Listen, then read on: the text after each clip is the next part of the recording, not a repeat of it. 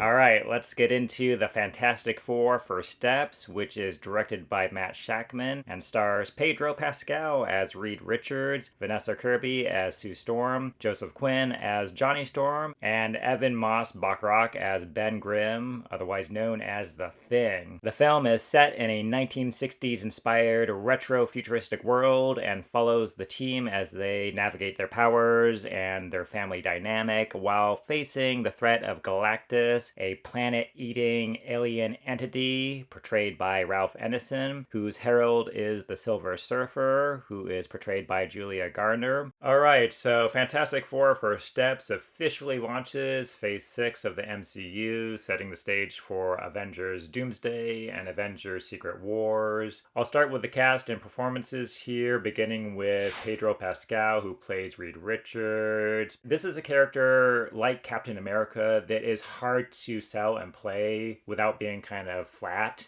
you know?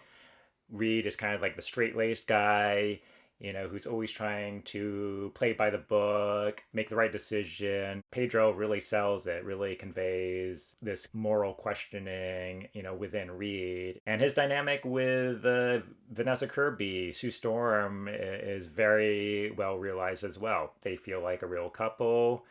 They feel like they have a history together. Vanessa Kirby brings a lot of emotional gravitas to the role, and a lot of the larger story centers around her character. Then we have Joseph Quinn as Johnny Storm, who is very good. I've loved Joseph Quinn since his big breakout in Stranger Things, and he adds a lot to this movie. His character is joking a lot. He's a ladies' man, but also very much committed to the family. Joseph Quinn is able to integrate all those layers of the character in a believable way, and also in a way that makes it, when he's adding some humor or joking, the jokes don't feel like just a gimmick. He doesn't become like a gimmick character, just the character who shows up to make a joke for the pure sake of making a joke. No, he feels like a real character. And it's the same with Ben Grimm, the Thing. They did a spectacular job bringing that character to life through a combination of an on-set real performance by an actor in a suit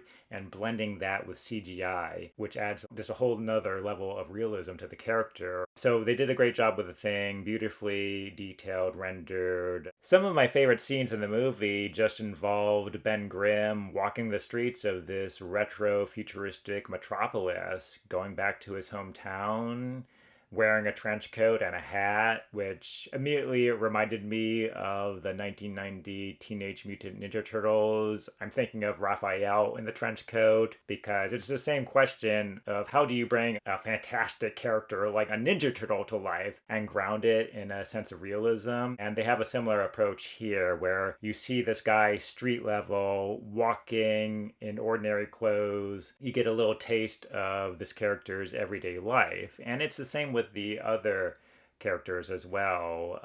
This movie makes a smart choice to give breadth and space to show these characters in a grounded way, showing them how they go about their lives in their everyday reality, apart from, their big superhero roles. Again, they create a believable, grounded world. Even though you have all that fantastical sci-fi stuff, you still have neighborhoods, and school districts. And I really, really appreciated that. Julia Garner is also very good as the female Silver Surfer. She kind of looks like a T-1000. She can be quite threatening and ominous, but then in other moments reveals a kind of tender, vulnerable side, and is a more complicated character than I expected. I thought she was just going to be kind of a flat CGI effect that would be forgettable, but that was not the case.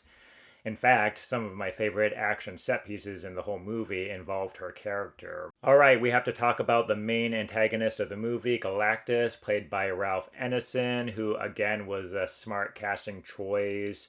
He has that rich, deep, powerful vocal authority that he really takes advantage of here. And Galactus is a tough role, maybe even tougher to pull off than Thanos, because you have to convey that sense of cosmic horror. And Ralph Ineson really does a great job of giving Galactus this sense of timelessness, this overwhelming sense of cosmic horror. That said, I personally did not always feel the sense of threat with the Galactus character, particularly in the third act. Third act for me was anticlimactic and a little underwhelming, my main criticism.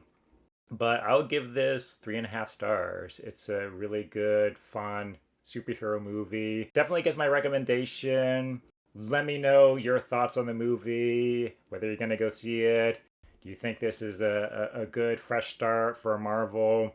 Let me know in the comments below. Look forward to more reviews coming your way soon, and we'll see you next time here.